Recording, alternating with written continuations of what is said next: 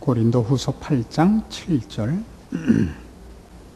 오직 너희는 믿음과 말과 지식과 모든 간절함과 우리를 사랑하는 이 모든 일에 풍성한 것 같이 이 은혜에도 풍성하게 할지니라. 내가 명령으로 하는 말이 아니요 오직 다른 이들의 간절함을 가지고 너희의 사랑의 진실함을 증명코자 함이로라. 우리 주 예수 그리스도의 은혜를 너희가 알거니와 부요하신 자로서 너희를 위하여 가난하게 되심은 그의 가난함을 인하여 너희로 부요케 하려 하심이니라. 미국에서는 11월 말쯤 되면 이제 추수감사절이 시작되면서 그때부터 성탄절로 들어갑니다. 먹고 살만하고 아름다운 땅에 살면 좀 노는 일을 밝히게 마련이지만 우리 그럴 틈이 없습니다. 그래서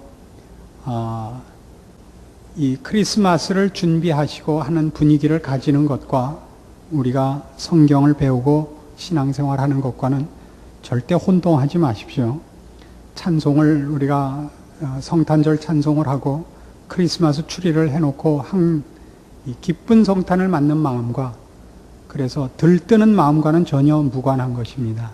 냉정무쌍하게 오늘도 우리가 생각해야 될 말씀을 따져보려고 합니다. 우린 지난주에 고린도후서 8장에 들어오면서 헌금이 갖는 그 참으로 귀한 의미를 밝혀보았습니다. 아무나 하는 것이 아닌 것이 헌금이라는 것을 보았고, 헌금을 맡은 것이 하나의 하나님이 허락하신 은혜라는 것을 보았습니다. 오늘 이제 7절로 9절까지 있는 말씀을 보면 이 헌금에 있어서 이 헌금하는 이 행동 자체보다 헌금을 할 수 있다는 그것을 은혜로 표현하고 있죠. 7절 오직 너희는 믿음과 말과 지식과 모든 간절함과 우리를 사랑하는 이 모든 일에 풍성한 것 같이 이 은혜에도 풍성하게 할지니라. 여기서 말하는 이 은혜는 헌금하는 일이었습니다. 근데 이 은혜도 풍성할 것은 무엇과 대비되고 있느냐 하면 믿음과 말과 지식과 모든 간절함과 우리를 사랑하는 이 모든 일에 풍성한 것 같이 이 은혜도 거든요. 그래서 우리는 어떤 생각을 해야 되느냐 하면 헌금을 한다는 것이 하나님께서 우리에게 허락한 하나의 큰 은혜라면 그것은 다 하나님이 우리에게 허락한 모든 것은 다 우리가 하나님이 요구한 어떤 완성의 자리로 가기 위하여 필요한 것들입니다.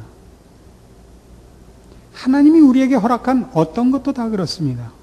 어떤 은사든 어떤 기회든 어떤 감격적인 사건이든 그것은 다 하나님이 우리를 사랑하사 우리를 온전케 하시며 하나님의 사람으로 완성케 하기 위하여 허락하시고 주신 것입니다. 그것은 다 어디로 가는 것이냐면 거룩으로 가는 것이요.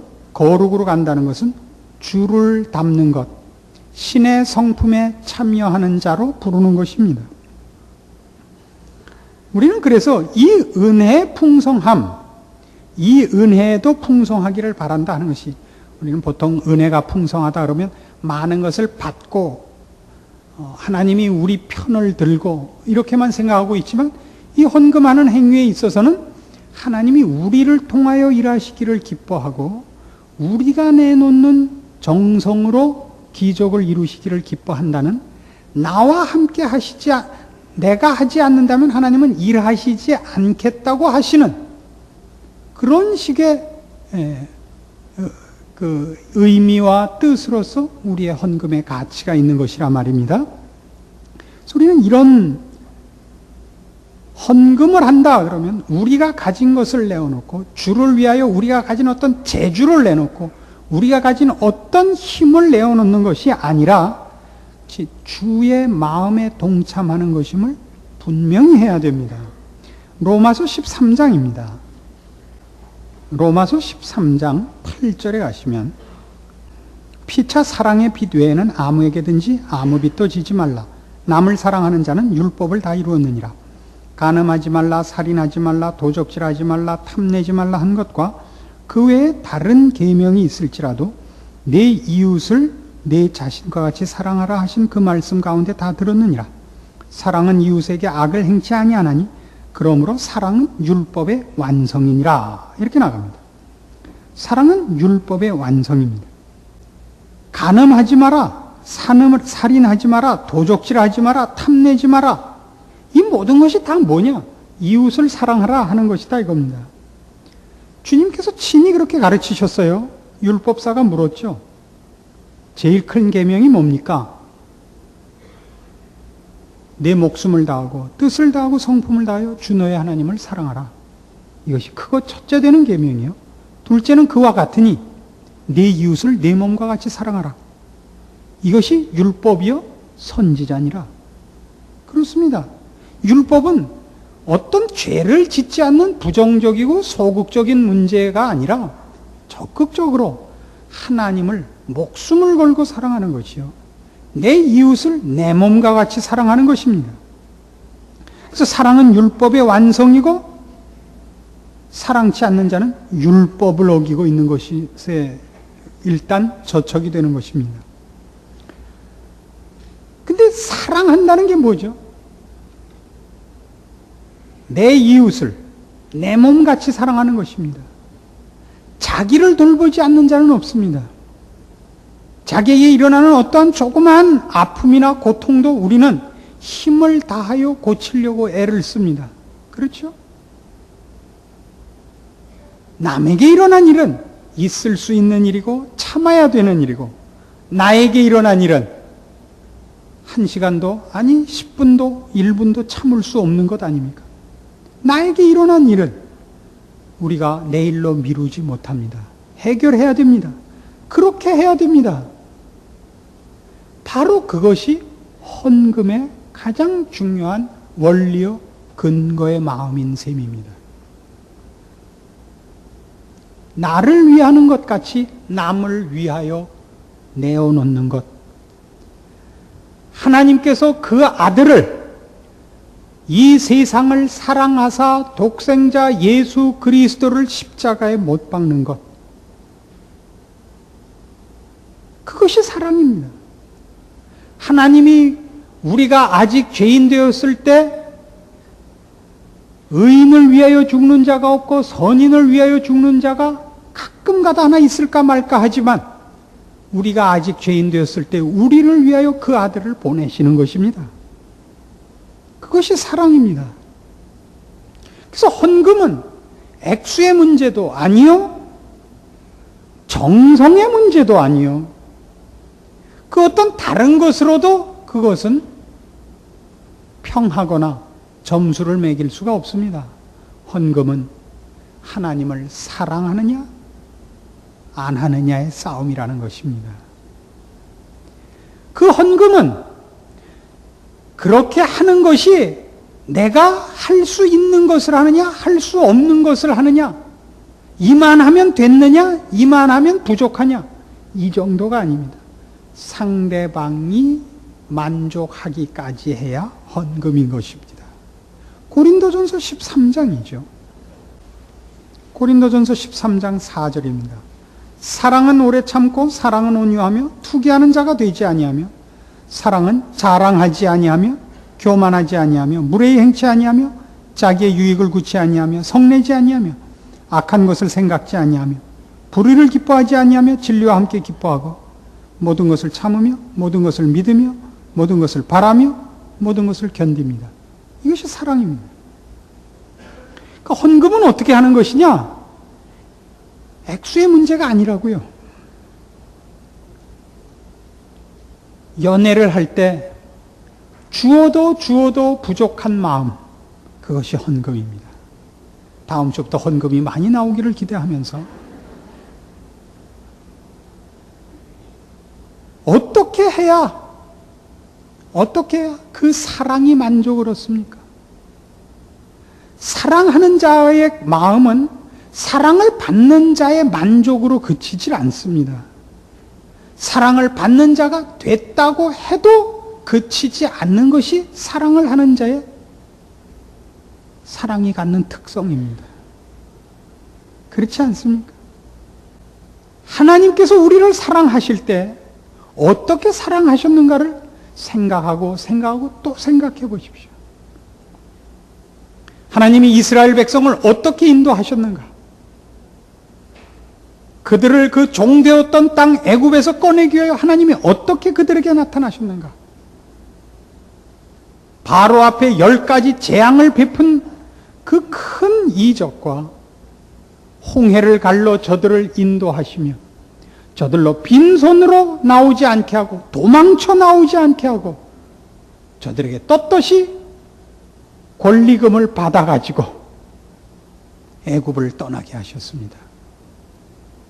여러분, 그 십계라는 영화를 보신 중에 그 어느 장면이 제일 기억에 남으십니까? 그 십계라는 영화에 여러 가지 그 기억할 만한 장면이 있죠. 홍해가 갈라지는 장면도 기억에 남을 것이요. 십계명의 두 돌판에 하나님의 손길이 불로 나타나 계명을 쓰는 장면도 기억에 있으실 겁니다만 저는 이 장면이 그렇게 기억에 납니다. 10가지 재앙에 두 손을 든 바로가 이스라엘 백성을 보냅니다. 그래서 다 떠나죠. 바리바리 싣고 애를 무등 태우고 이렇게 가는데 앞에 선 집에 무슨 나무를 이제 아마 갖다 심으려고 그 나무를 갖고 갔었던 건지 하여튼 열매가 달린 나무를 갖고 가는데 뒤에 오는 집 낙타가 그 열매를 자꾸 먹어서 앞집 애가 이렇게 말리던 그 장면이 기억이 나십니까? 안 나시나요? 교양학부에 갔다 다시 오셔야겠군요. 그런 장면은 대단히 중요한 겁니다. 도망치지 않고 있다는 얼마나 그 웅변적인 장면입니까? 너무나 넉넉히 나가는 겁니다. 큰 소리를 치면서 있는 대로 다 들고 애굽 사람들에게 다 권리금 받아서 나갑니다. 그렇게 애굽을 나오고 홍해를 건너고 구름기둥, 불기둥의 인도를 받으며 때를 따라 돕는 하나님의 모든 기적과 은혜와 경고와 심판과 그의 모든 간섭을 경험을 합니다. 여러분이 성경을 읽으면 이런 감격을 꼭 느끼셔야 됩니다. 우리 같으면 신명기까지 못 옵니다. 그 전에 다 죽이고 말죠. 이 왼수들을. 신명기까지 와도요. 사사기쯤 오면 그 다음엔 더 살려둘 이유를 발견을 못해요. 구약을 읽을 때마다 놀라는 것은 인간의 부패상과 함께 끊임없이 참으시는 하나님입니다. 끊임없이 참으시는 하나님. 여러분, 자녀를 길러보시면 부모의 심정으로 이제 비슷하게 이런 걸 한 번씩 경험하실 텐데, 말 안 듣는 자식과 훌륭한 부모와 싸웁니다. 아니 그 반대라도 좋습니다. 그 반대분 싸울 일이 없어서 그런 겁니다. 훌륭한 자식과 훌륭하지 않은 부모하고는 싸울 일이 없으니까, 그리고 그런 일은 없으니까 보통 훌륭하지 않은 자식과 훌륭한 부모와 싸웁니다. 부모가 훌륭한 이유는 부모가 됐기 때문에 훌륭해진 겁니다. 자식을 가지면 훌륭해질 수밖에 없습니다. 그러나 부모를 둔 자식은 아직 자기 자식을 두기 전에는 훌륭해지지 않습니다. 자기도 자기를 책임지지 않고 있고, 부모는 자기뿐만 아니라 자식까지 책임지고 있어서 부모는 언제나 훌륭합니다. 부모와 자식이 싸웁니다. 언제나 누가 집니까? 언제나 부모가 지죠. 진다는 건 무슨 뜻이죠? 어떤 경우에도 자식을 향한 관심과 써야 할 힘을 중단할 수가 없게 되는 것입니다. 그게 사랑입니다. 자식이 그 사랑을 받을 자격이 있느냐 없느냐, 내가 몇 번이나 했는데 너 말 안 들었느냐, 이걸 따지지 않습니다. 자식이 잘 되기까지 부모는 자식을 향하여 책임이 아닙니다. 그 사랑을 중단할 수가 없습니다. 우리는 성경에서 그걸 정확히 봅니다. 우리를 구원해 내시고 하나님의 자녀로 흠도 없고 점도 없고 주름 잡힌 것이 없는 영광의 자리에 서기까지 하나님은 그 하시는 일을, 그 간섭과 그 능력과 베푸시는 사랑을 중단하시지 않습니다. 거기에 동참하는 것이 헌금의 귀중한 한 원리라는 것입니다. 우리는 부모가 자식을 위하여 필요하다면 눈을 빼어줄 수 있듯이, 팔을 잘라줄 수 있듯이, 우리 하나님께서 독생자 예수 그리스도를 골고다 십자가에 못 박듯이 우리는 있어서 주는 것 아니요, 있는 것 반 나누는 것이 아니요, 상대방을 다 먹이고 내가 굶는 쪽을 택하는 것이 헌금의 원리인 것입니다. 저는 여러분 보고 있는 돈 다 털어내라고 이 얘기를 하는 것이 아닙니다. 여러분의 생활에 책임을 져야 하고 여러분은 분별이 있어야 합니다. 하나님은 여러분에게 10분의 1 이상 요구하시지 않습니다. 그 10분의 1을 낸다는 것으로 하나님은 여러분이 가진 모든 것을 하나님 앞에 바친다는 표로 받으며 그 진심으로 받으시는 겁니다. 여러분이 헌금으로 홀딱 내고 나머지는 책임지십시오, 이런 관계를 얘기하는 것이 아닙니다. 그러나 10분의 1을 내면 나는 나 할 도리 다 했다, 나머지 10분의 9니까 내 마음대로 쓴다, 이런 개념은 아니라 말입니다. 그 10분의 1은 10분의 1이 아니요, 이 모두를 하나님 앞에 바치는 한 상징이요 신앙 고백인 것입니다. 나머지 모두도 우리의 생활과 그것으로 여러분이 옷을 사입던 하다못해 영화 구경을 가든 그 모두는 다 하나님의 사람으로 사는, 하나님이 베푸신 은혜를 입는 것이요, 사랑을 받는 것이요, 감사와 자랑이요, 또는 하나님의 사람으로 살기 위한 충전이요, 준비요, 각오요, 이런 것들인 것입니다. 우리의 인생 속에 건강이든 지식이든 돈이든 어떤 재능이든 어떤 기회든 우리의 것은 없습니다. 성경은 분명히 이런 고백을 우리에게 요구하고 있는 것입니다. 그래서 우리 중에 아무도 자기를 위하여 사는 자가 없고 자기를 위하여 죽는 자가 없도다. 우리가 살아도 주를 위하여 살고 죽어도 주를 위하여 죽나니 그런즉 사나 죽으나 우리가 다 주의 것이로라. 이 고백이 나오는 이유가 거기에 있고, 이 고백은 소극적이거나 헐 수 없는 굴종이 아니라 자랑과 승리와 신자된 기쁨의 환희의 송가인 것입니다. 그래서 여기 고린도전서 13장에 나온 여기 사랑의 모든 정의와 같이 사랑은 다 상대방이 잘 된다면 나는 죽어도 좋고 믿져도 좋은 것입니다. 그것이 사랑이고, 우리가 하는 모든 신앙 행위는 바로 그것을 위하여 있습니다. 설교를 왜 듣습니까? 하나님의 말씀으로 듣습니다. 하나님의 말씀을 왜 듣습니까?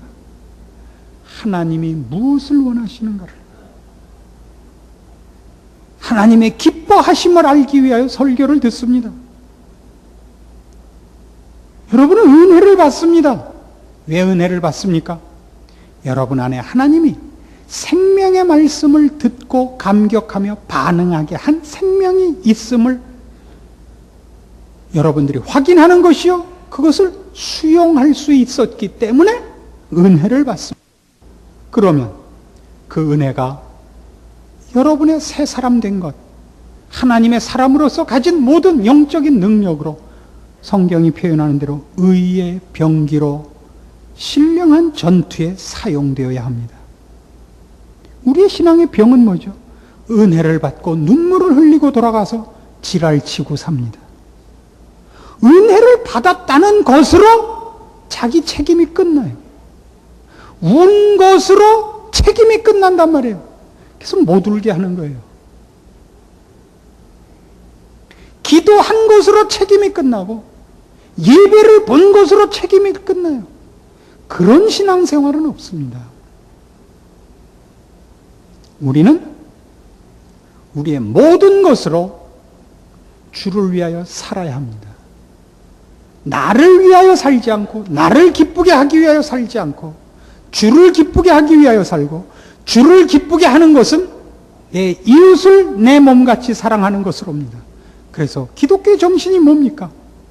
일반적으로 논할 때도 박애주의라 그러는 것 아닙니까? 나의 기쁨과 나의 소망을 위해서가 아니라 내 이웃을 기쁘게 하고 내 이웃의 유익을 위하여 기꺼이 손해보며 희생하는 것, 기독교의 정신 아닙니까?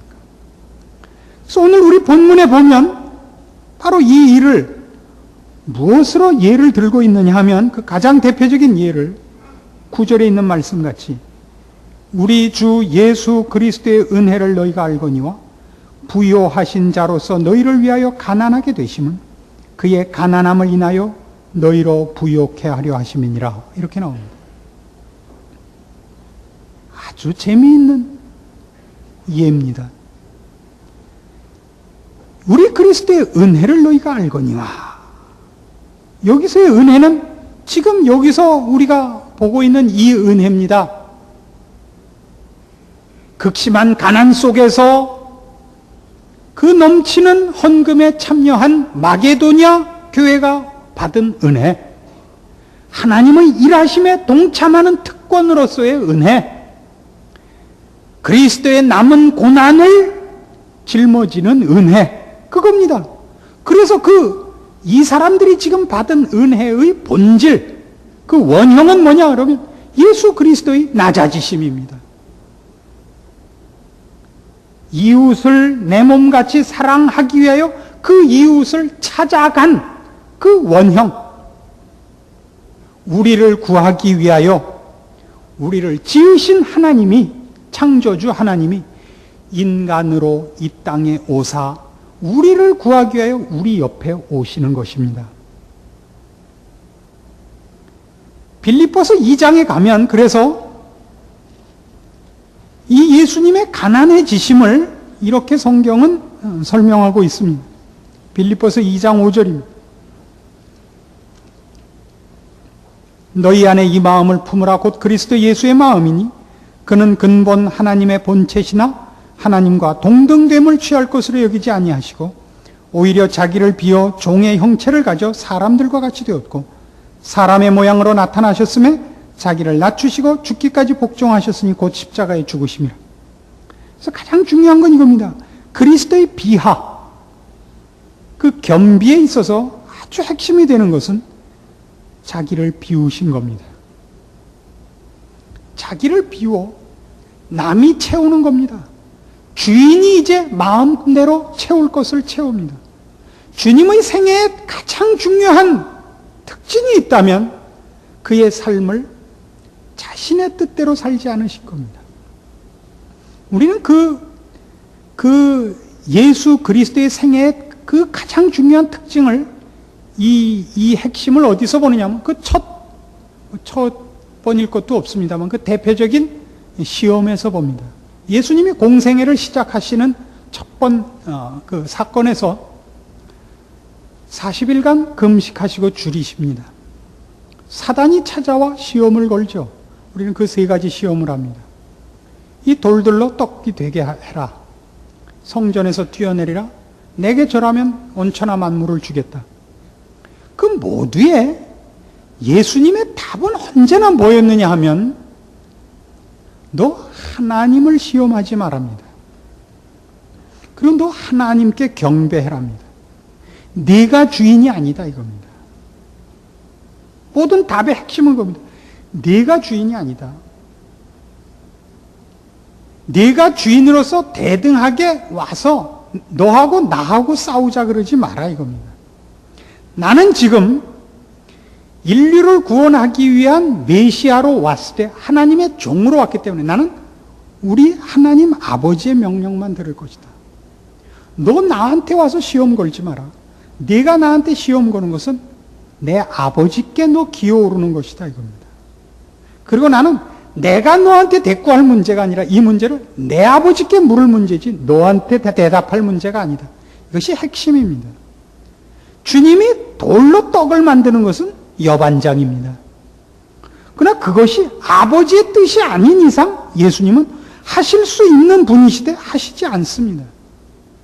그래서 언제나 주님의 행적 속에는 아직 때가 이르지 아니하였기에 해서 무엇인가 보류하며 어떤 일을 시원스럽게 풀지 않고 비켜가시는 사건들을 우리가 얼마든지 봅니다. 주님은 철저히 종으로 오시는 겁니다. 성부 하나님의 명령을 따르며 그 뜻을 이루기 위한 성자 하나님의 비하, 자기를 비우셔서 종이 되신 것. 우리의 인생은 바로 그겁니다. 하나님이 나에게 무엇을 채우시며 하나님이 나에게 무엇을 하라 그러는가? 헌금이란 그 중에 한 중요한 상징적인 행위가 되는 것입니다. 하나님이 나에게 주신 것으로 하나님께 바치는 겁니다. 헌금이라 그래서 돈으로 이걸 생각하지 마시고 돈이 아니라 하나님이 주신 것으로 하나님을 위하여 일하는 신앙 고백의 가장 대표적인 행위, 그럼 헌금인 것입니다. 우리는 예배 보는 것이 혹은 설교를 듣는 것이 혹은 기도를 하는 것이 중요한 신앙의 행위일 수 있습니다. 그러나 헌금은 그것과 달리 어떤 하나의 더 좋은 내용을 담느냐?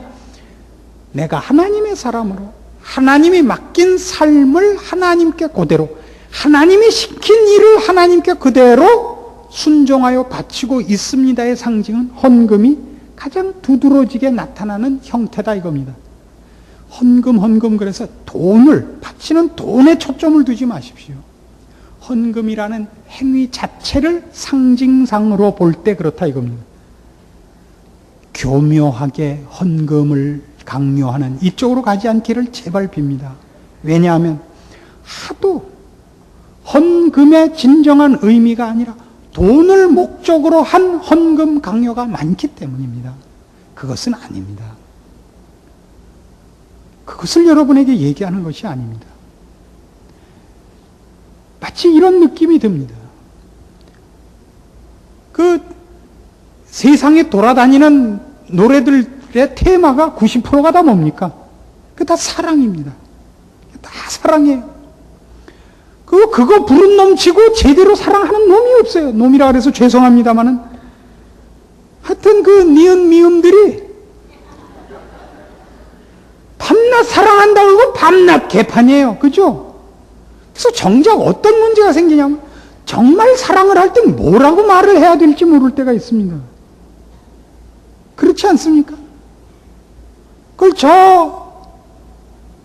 순 사기꾼들도 다 사랑이라고 해서 다 써먹었으니 정말 사랑할 땐 뭐라 그래? 이건 진실한 사랑입니다. 그들은 뭐 아니라 그러나요? 이건 잘못 쓴 사람들의 잘못이지 사기꾼들의 잘못이지 그 말과 그 내용의 잘못은 아닌 것과 같습니다. 제발 오해하시지 말기 바랍니다. 그래서 여러분들이 내는 헌금이 액수와 상관없이 그것이 어떻게 중요한 의미로서 하나님 앞에 요구받고 있는 것이고 그것이 무엇을 의미하는 것인가를 여러분이 깨우쳐야 여러분은 헌금을 두려운 마음과 그리고 감격스러운 마음으로 내게 됩니다. 그것은 여러분이 가진 것 중에 일부를 떼어내는 것이 아니라 여러분을 바치겠다는 약속이요. 바치고 있다는 증명이요. 헌금을 낸 것 같이 여러분이 여러분의 인생을 살지 않는 한 그 헌금은 헌금이 아니라는 고소가 되는 것이기 때문입니다. 그래서 이런 주님의 낮아지심은, 그래서 그 종되심은, 그를 비우신 충성은, 순종은 어디까지 가느냐 하면 십자가를 진 죽음입니다. 보통 죽음이 아닙니다. 죽음이란 모든 것의 최후입니다. 더 이상 바칠 수 없는 정성입니다. 그렇죠? 목숨을 바쳤다는 것, 바칠 수 있는 모든 것을 바친 것이 죽음입니다. 그런데 그 죽음이 십자가입니다. 십자가란 자기를 위하여 죽은 것이 아니지 않습니까? 그 그것을 벗어날 힘이 없는데 진 것이 아니지 않습니까? 주께서 우리에게 빚을 져서 십자가를 진 것도 아니요, 로마 제국보다 힘이 없어서 진 것도 아니지 않습니까? 우리가 요청을 해서 진 것도 아니지 않습니까? 우리는 우리의 헌금을 누가 받았을지, 하나님이 그것을 어떤 사람에게 쓸지 모르는 채 바칩니다. 그것은 우리가 따질 문제가 아니기 때문입니다. 대부분의 경우 그것은 어떤 의미에서는 정말 허공에 날려버린 낙엽같이 될지도 모릅니다. 어떤 때에는. 그러나 그것은 아닙니다. 주님의 십자가가 헛되지 않았던 것 같이 우리가 주 앞에 바친 우리의 헌금으로 표현된 우리의 인생의 헌신들은, 신앙의 헌신들은 헛될 리가 없습니다.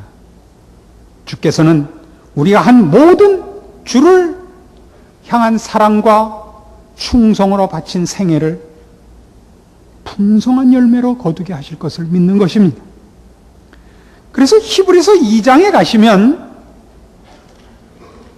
이런 것을 근거로 해서 이런 중요한 기억해야 될 표현들이 나옵니다. 히브리서 2장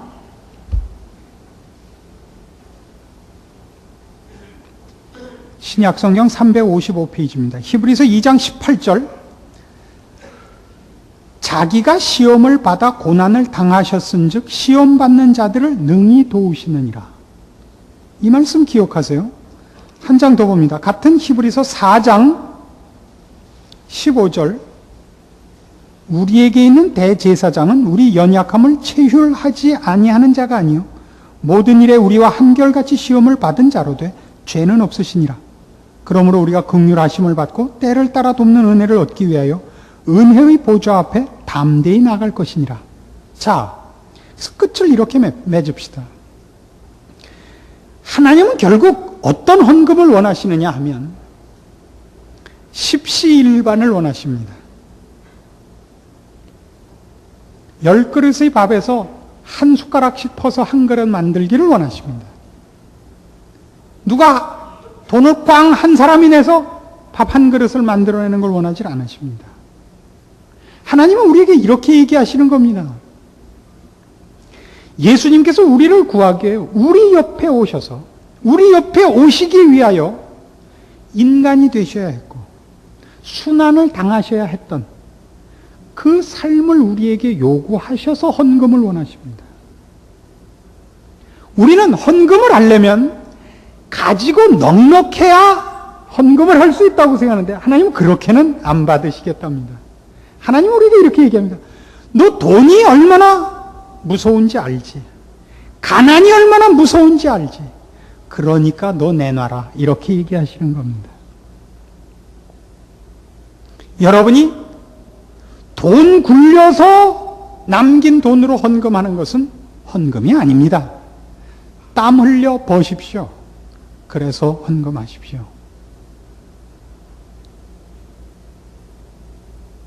여러분이 있는 힘을 다하여 성실히 살아서 번 돈으로 바치십시오.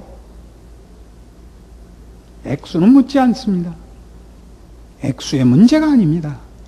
그것이 헌금입니다. 왜요? 같은 처지에 있는 사람을 여러분은 생각하십시오.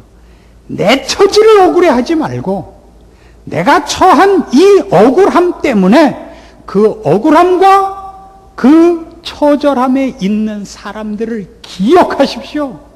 우린 그걸 위하여 어려운 처지에 보냄을 받는 것입니다. 하나님이 우리를 덜 사랑해서 남보다 가난하고 남보다 억울한 처지에 가는 것이 아니라 거기에 있는 사람들을 돕게 하기 위해서 우리를 거기 보낸 겁니다. 주님이 우리를 구하시기 위하여 이 땅에 오신 것처럼 여러분은 그 형편에 가보지 않았던 그 사람들을 이해할 수 없었을 것이기 때문에 여러분을 그 위치에 보낸 겁니다. 아무나 어렵게 사는 것 아닙니다. 이 은혜를 아무나 입는 것이 아닙니다. 여러분이 넉넉히 가지셨습니까? 넉넉히 가진 자들 앞에 가진 것을 어떻게 쓰는 것이 진정한 삶인가를 보이십시오. 가진 자로서 안 가진 자에게 베풀어 잘난 척 하려는 데 뜻이 있지 않습니다. 어렵습니까? 그 사람들에게 무엇이 도움이 되는지 아시죠? 구공탄 한 장이 필요하다는 거 아시죠? 여러분의 구공탄 하나를 나눠주십시오. 그걸 위하여 하나님은 여러분을 어려운 처지에 보내고 계시고, 구공탄, 19공탄 19개로 잘라서 한 구멍씩 나눠 쓰게 하시는 겁니다. 우리는 더 줘야 하나님을 위하여 무엇을 할 수 있다고 생각하죠. 그건 헌금의 정신이 아닙니다. 우리는 어렵고 더 어려워야 됩니다. 우리는 더 많이 사람의 처절함을 알아야 됩니다. 가지지 못한 것이 어려운 것이 아니요, 배우지 못한 것이 비극이 아니라 하나님을 모르고 자기만을 위하여 살 수밖에 없는 인간의 처절함과 비극을 우리만이 알기에 같은 처지에 있지만 우린 가진 자고 저들은 안 가진 자가 되는 것이고, 그래서 우리는 저들에게 나눠줘야 하고, 저들을 살리기 위해서라면 기꺼이